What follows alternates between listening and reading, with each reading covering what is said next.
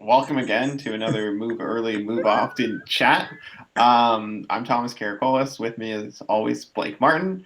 Hey, Hey, Blake was just mentioning before we started recording this that he just watched last week's chat, and we're going to try and pick up where we left off last week as promised. But Blake, you mentioned there are a couple things from last week that you'd like to clarify or maybe just change slightly. Do you want to no, start off with that? yeah, sure. And well, so I mean, and it's a couple of things that I said more than things that you said, and I just kind of I want you to straighten me out here, Thomas. Um, so I talked a couple times about inflammation, and repetitive strain injury is a little bit weird, right? In because a lot of times when we think of inflammation, we think about that there's this whole kind of response of the body that creates this heat and swelling and a whole bunch of there's this response that's to limit the impact of an injury. And I said that it was inflamed, but is it inflamed in the same way is a repetitive strain injury inflamed in the same way that we think about like a muscle tear or something like that, or is it a little bit different to your understanding? That's a really good question. Truthfully, I don't know the exact correct response to that question. My assumption would be that I guess it depends on the severity of a repetitive strain injury. So, repetitive strain injury will obviously start with something that you can normally do without injuring yourself or damaging your biological tissues. Um, there must be a threshold or at least a certain point where you'll start noticing the injury, and that likely like my guess is that would probably start when inflammation starts because that's probably when you'll start noticing like that it's tender or sore is because you have that vascular response. So I don't recall your question. What's your question again, Blake? My question was is RSI is the inflammation with an RSI like the inflammation with like a muscle tear? Yeah. So I think the answer to that would be yes. Probably just it starts off obviously at a lower level of a vascular response. So I'm thinking back actually to my master's work looking at bone adaptation, and we had two different models that I was characterizing.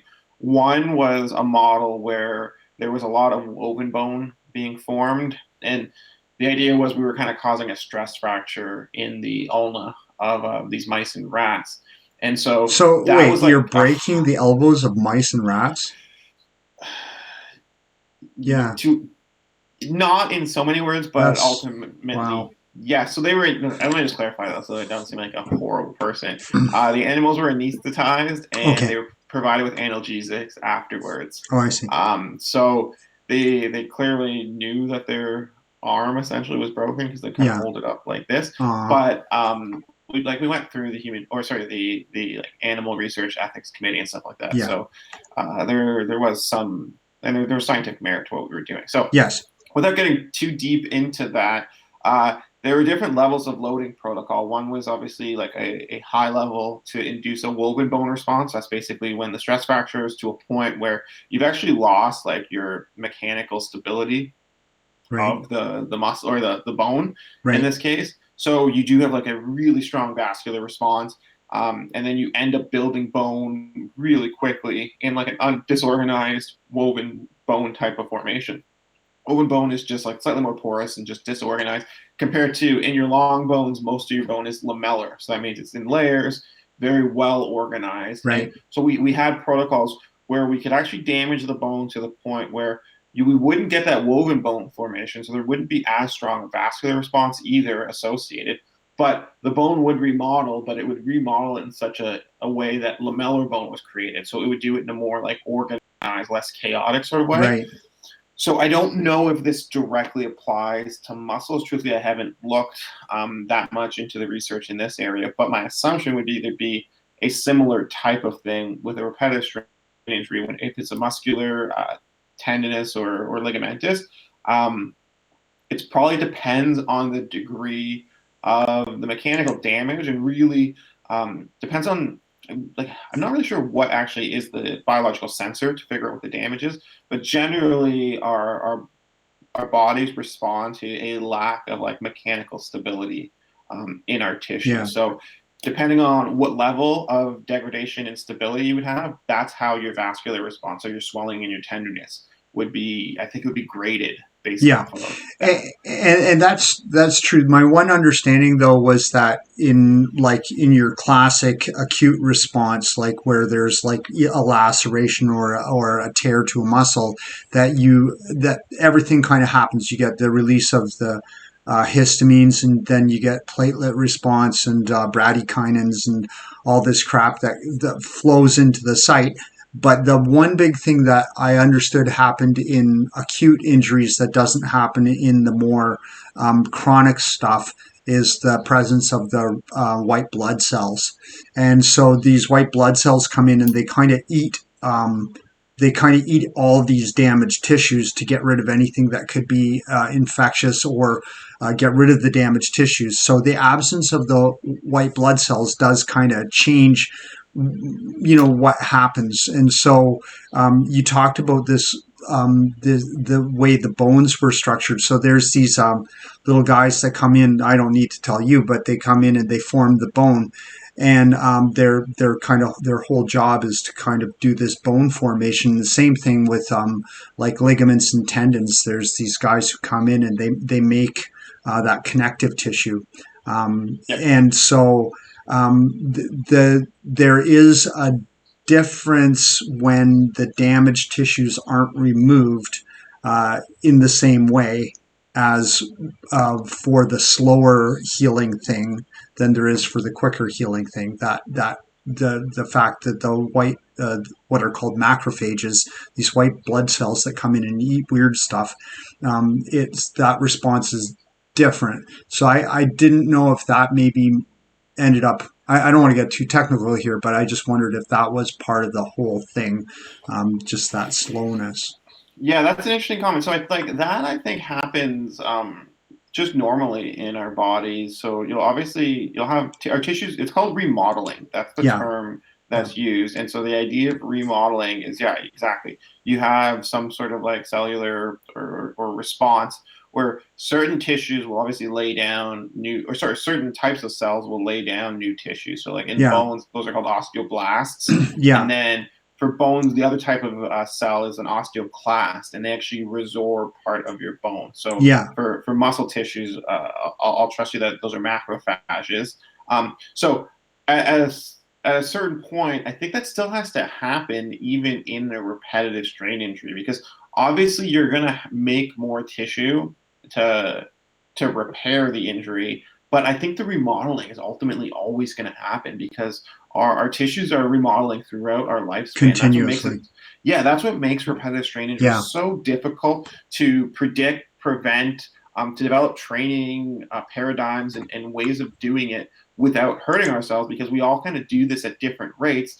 And at certain points, when we resorb some of our tissue, we actually lose some of the mechanical strength of that tissue before we lay down new tissue to replace that. yeah.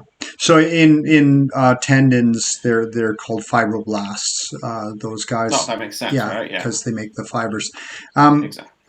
Yeah. So then the other thing that I was noticing is that we only talked about pain very briefly Mm-hmm. for RSIs. And I just kind of boy, if anybody's ever had like carpal tunnel syndrome or some kind of long term tendinosis or tennis elbow or something like that.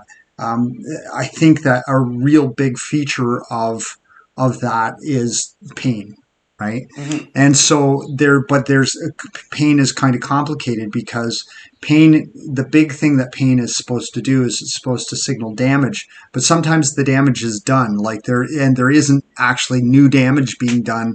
So the pain is kind of like almost like it's a signal. It's a little, it's I don't want to say that it's lying because it's obviously an important signal. It's trying to tell you that something's wrong, but the damage it might not be being done anymore. So Can you talk about the just the pain in repetitive strain injuries a little bit?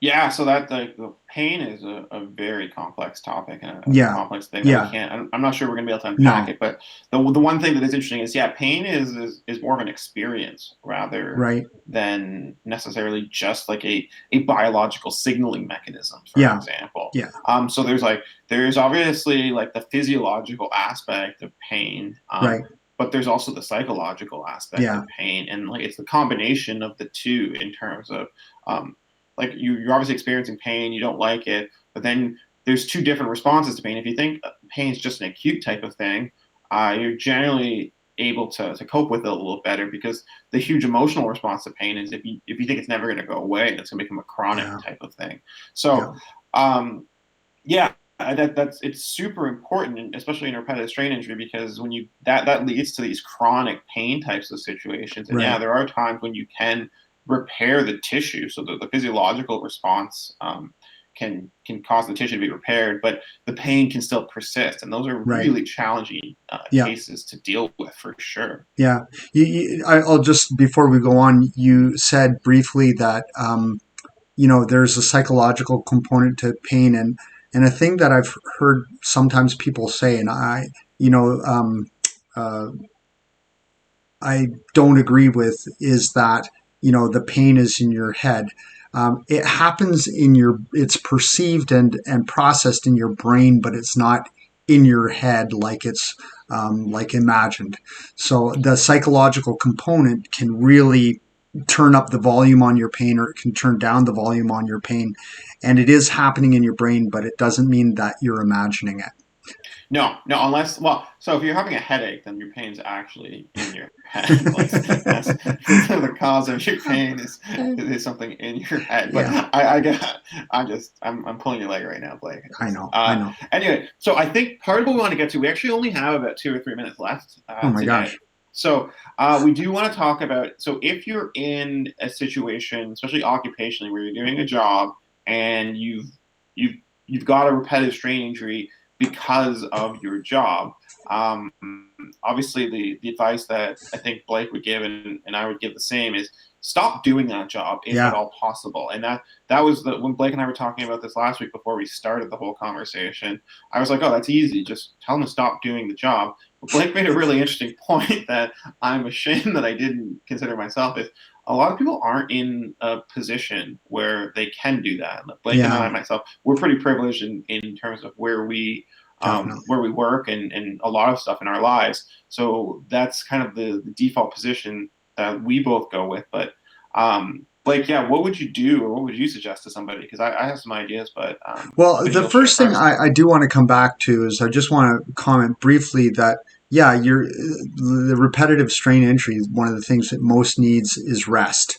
Exactly. And that's really important. And then the second thing that you said, Thomas, that I wanted to just kind of touch on is that if you belong to a lot of employers where there's a union or workplace safety mandate, you have the right to refuse unsafe work or work that harms you. And so it's important to think carefully about whether or not you can do that. And if you can, then to speak to your union steward or to your employer or to your HR person, or even just investigate the labor laws and to be clear. And I'm not the guy to comment on labor laws really, but just Me neither. to find out what you can do, where you've got legal recourse to refuse work that harms you, and to do that, and don't just assume that you have to do it, because in a lot of instances you can reject unsafe or work that harms you. Not um, only can you, you should, and arguably you must do that. yeah, It's very important. yeah, agreed, agreed. So in the instance that let's say you have income precarity, you're working in a job, you're working two jobs, or you're working in a job where you might lose your job if you say the wrong thing or look the wrong way. And then what do you do? Well, the first thing to do is to take a careful look.